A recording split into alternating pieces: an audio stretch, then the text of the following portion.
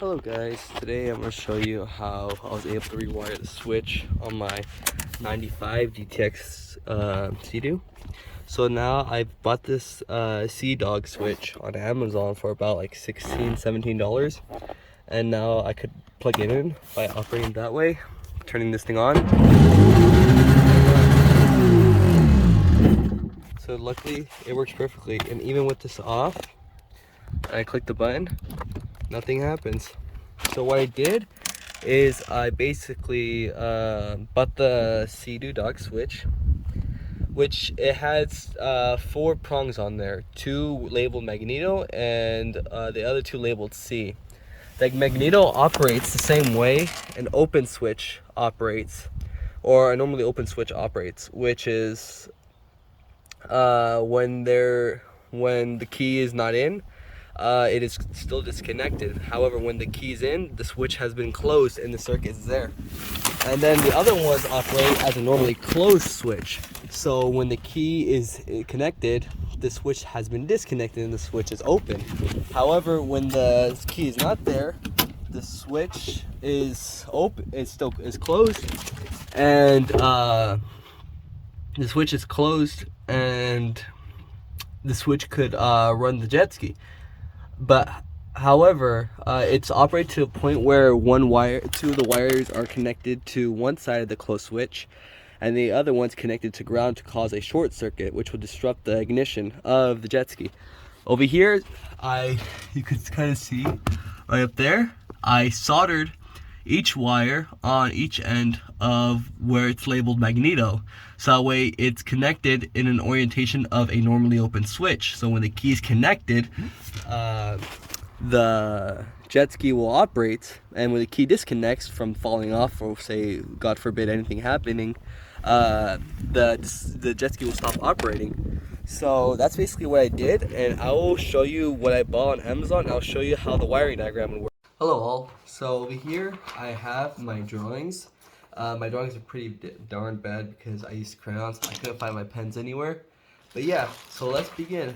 So initially I purchased a 2 aftermarket switches. One currently installed on there right now works.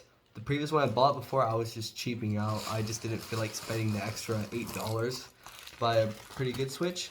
This is the initial switch I purchased right here.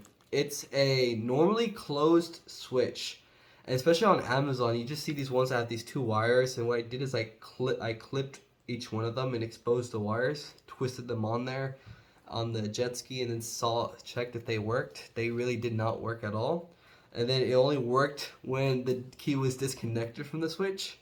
So I wondered why, and okay, I figured out his name. So his name was Dangar Marine.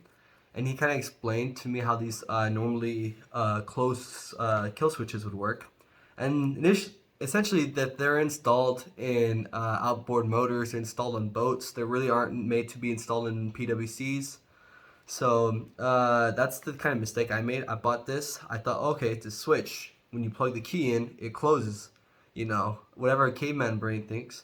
And that's essentially wasn't the case. It only operated when there was no key attached to it. So I'm going to bring this out right here. For these cheap switches, they're normally closed switches. So when you plug in the key, they open. So this is kind of like the diagram I drew out here. This is with a key connected. Yeah, I'm sorry, it's a crayon drawing. And so when the key is connected over here, this essentially represents what the whole entire circuit would look like. There's a bridge over here. The bridge opens when the key is connected. I think it's like a plunger type switch. So not really accurate to scale. And then over here I labeled C on these because I'll show you what it would look like on the new switch I purchased. And then here's the spark plug down here. No spark goes across because the switch is disconnected. This is the case with personal watercrafts, or jet skis in this case.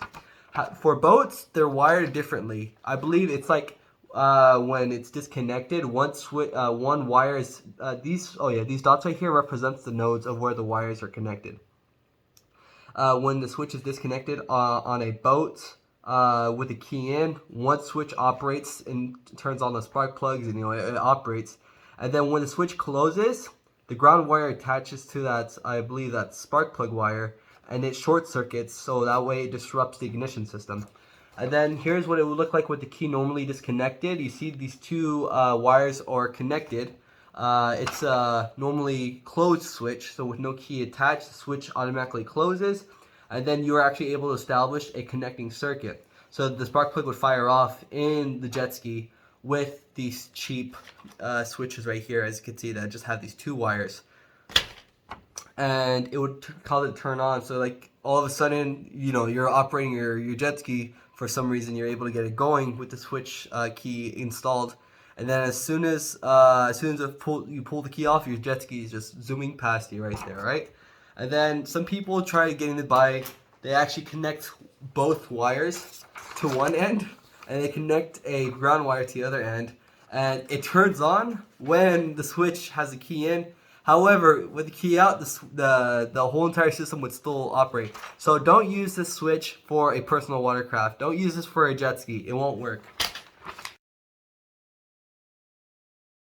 And then over here in this image, I'm gonna edit in. That's the seadog switch I used. It has 4 ports or 4 prongs.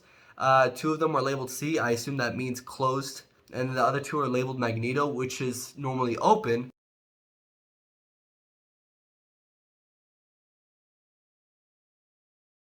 And then here's what it would look like on this diagram. So with the key, this I labeled here NO, or normally open switch. It's a kill switch after all. And then these nodes represent each wire you plug in. For example, you could pretend that this is the hot wire and this is the neutral wire of your jet ski. Pretend like each one's connected to one of these nodes, or in this case, the prongs of the seadog switch. And when the key is disconnected, the circuit is broken. There is no current flowing through the circuit, so no current is going to reach the spark plug through the ignition system and cause the spark to work. And when the key is inserted into the switch, there is a closed switch. There is current going throughout the system, and the spark plug will fire off. And that's how those 2 switches would work. And over here in the clip of the video I showed you earlier, that's where I had it soldered. Those are the areas that are labeled M. And then over here is basically what it looks like fresh from Amazon. It shows those M and those C prongs. And then you ignore the C prongs because they mean that they're normally closed. You plug this key in, the switch basically opens, the bridge is not there. The bridge opens, no current goes through the system. And then when you plug it through the M, it's a normally open switch. You plug the key in, now the bridge is closed and the current is going through the system, which could then power the spark plugs. And then, yeah, I'll replay the clip, the previous clip of just a jet ski turning on when the key is connected. Seadoo. So now I bought this seadog switch on Amazon for about like $16-17, and now I could plug it in by operating that way, turning this thing on. So luckily it works perfectly, and even with this off, I click the button, nothing happens. So once again, that's basically how this whole entire kill switch thing works. You buy normally open kill switches for boats, unless you have a very simple wiring diagram, then you can use a normally closed switch. And then you would basically just keep a normally open switch on jet skis in general, because the wiring is just relatively simple. Unless the owner's manuals or just any form in general just says, oh, you could use a normally closed switch. However, for seadoos, especially the ones that are just 2-strokers in general, those will normally need normally open switches, just in case. But yeah, I'm sorry I couldn't show you how I wired it. It's pretty dang simple. I soldered mine in. You could possibly just get a screw, like a tiny screw the wiring into those ports on those prongs, and then you could get it working that way. I just soldered mine in because if I ever want to remove it, just apply a little heat and those wires come right out. But yeah, you guys have a good rest of your day. Thank you very much.